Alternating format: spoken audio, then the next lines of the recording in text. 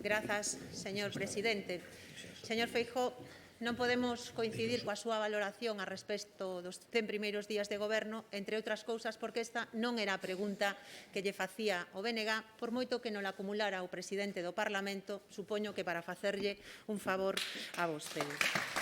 En todo caso, teño que decirlle que agardábamos moito máis de vostede. Non sei se é porque tiña un pequeno ataque de que ao mellor con isto do espírito do Nadal non podíamos neste Parlamento facer algo diferente ou que pensaba que realmente, despois dun ano tan duro e tan difícil como que levan vivido os galegos e as galegas, vostede estaría disposto neste Parlamento a devolverlles con algo de altura política un pouco do gran esforzo que levan feito a xente deste país ao longo deste ano. Pero vexo que é imposible, que vostede é incapaz de saírse dese guión non da bronca, da descualificación e da prepotencia. E non están estes tempos para triunfalismo, é que onte mismo o Comité Clínico decía que estamos ás portas da terceira onda e vostede ven aquí a decir que está todo ben e que está todo feito. Algo fallará, señor Feijóo, cando estamos nunha situación como este. Mire, sabe que é o peor dun gobernante?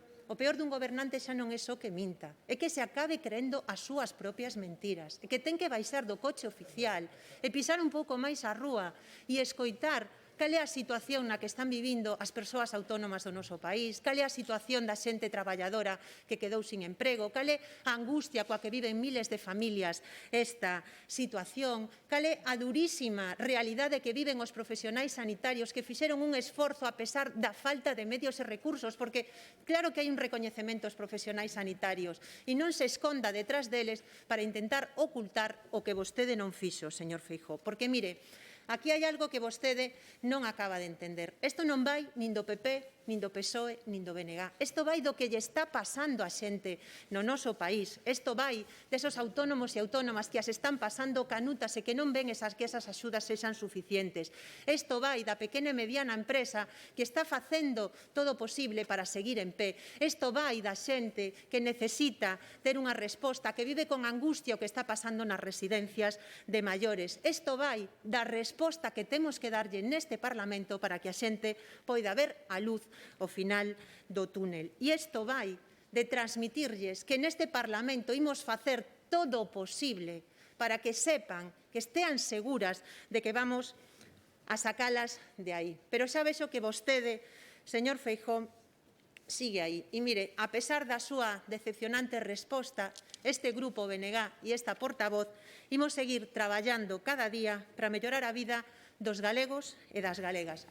E alá vostede, se quere quedarse nese recunchiño da mentira, da prepotencia e da manipulación. Gracias, señora Pontón. Grazas, señor presidente.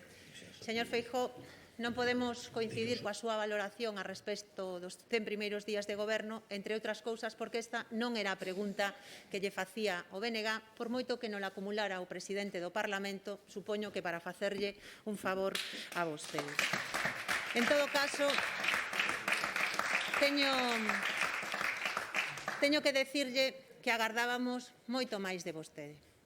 Non sei se é porque tiña un pequeno ataque de que ao mellor con isto do espírito do Nadal non podíamos neste Parlamento facer algo diferente ou que pensaba que realmente, despois dun ano tan duro e tan difícil como que levan vivido os galegos e as galegas, vostede estaría disposto neste Parlamento a devolverlles con algo de altura política un pouco do gran esforzo que levan feito a xente deste país ao longo deste ano. Pero vexo que é imposible, que vostede é incapaz de saírse dese guión non da bronca, da descualificación e da prepotencia.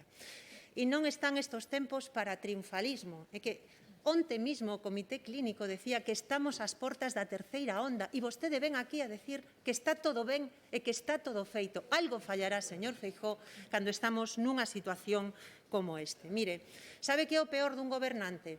O peor dun gobernante xa non é só que minta, é que se acabe creendo as súas propias mentiras, é que ten que baixar do coche oficial e pisar un pouco máis a rúa e escoitar cal é a situación na que están vivindo as persoas autónomas do noso país, cal é a situación da xente traballadora que quedou sin emprego, cal é a angustia coa que viven miles de familias esta situación, cal é a durísima realidade que viven os profesionais sanitarios que fixeron un esforzo a pesar da falta de medios e recursos, porque claro que hai un recoñecemento aos profesionais sanitarios e non se esconda detrás deles para intentar ocultar o que vostede non fixo, señor Feijóo. Porque, mire, aquí hai algo que vostede non acaba de entender. Isto non vai nin do PP, nin do PSOE, nin do BNG. Isto vai do que lle está pasando a xente no noso país. Isto vai desos autónomos e autónomas que as están pasando canutas e que non ven que esas axudas sexan suficientes.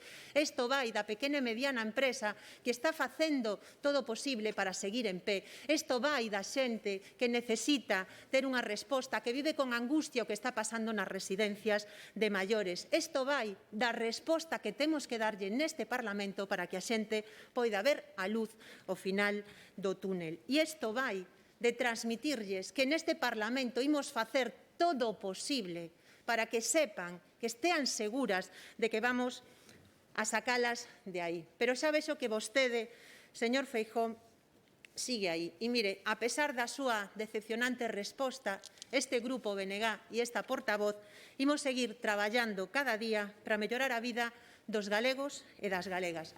E alá vostede, se quere quedarse nese recunchiño da mentira, da prepotencia e da manipulación. Gracias, señora Pontón.